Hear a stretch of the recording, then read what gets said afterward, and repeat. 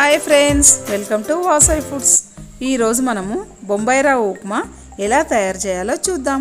ఈ వీడియోలో బొంబాయి రవ్వ ఉప్మా పొడి పొడిగా ఎలా చేయాలో నేను మీకు చూపించబోతున్నాను.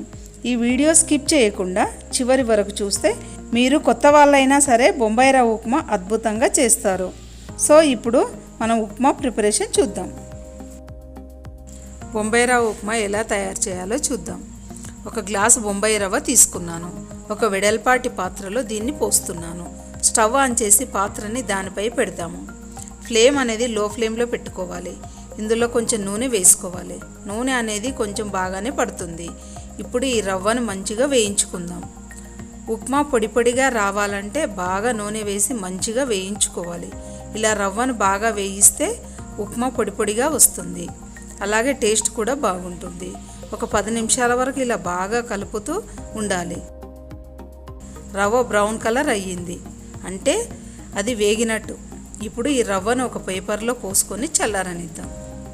ఉప్మా తయారు చేయడానికి గ్యాస్ ఆన్ చేసి దానిపై ఒక గిన్నె పెట్టాను. ఇందులో 2 టేబుల్ స్పూన్ల ఆయిల్ వేసుకుందాం. ఫ్లేమ్ అనేది మీడియం ఫ్లేమ్లో పెట్టుకోవాలి.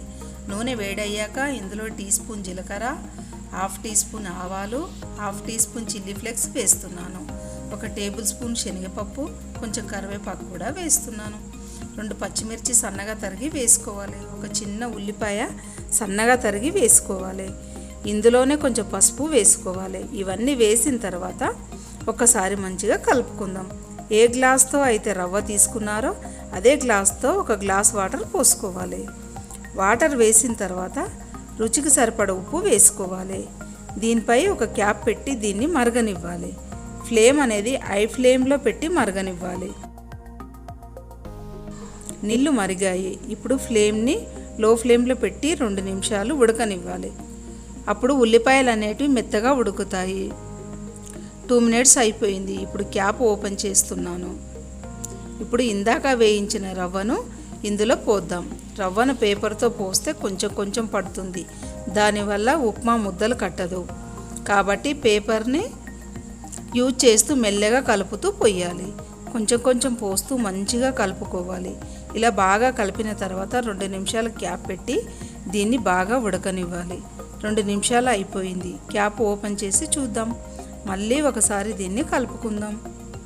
చాలామందికి ఉప్మా చేయాలంటే ఎంతో డౌట్, కానీ నా వీడియో చూసారంటే మీరు డౌట్ లేకుండా చేయొచ్చు. ఉప్మా రెడీ అయ్యింది. దీన్ని ఒక సర్వింగ్ ప్లేట్లోకి తీసుకుందాం. ఉప్మా రెడీ. ఇది మీరు కూడా ట్రై చేయండి. ఎలా ఉందో కామెంట్ బాక్స్లో రాయండి. మీకు నచ్చినట్టయితే లైక్ చేయండి. మీ మిత్రులకు, బంధువులకు షేర్ చేయండి. మరిన్ని ఇలాంటి వీడియోస్ కోసం మా ఛానల్ సబ్స్క్రైబ్ చేసి బెల్ బటన్ నొక్కండి. ధన్యవాదాలు.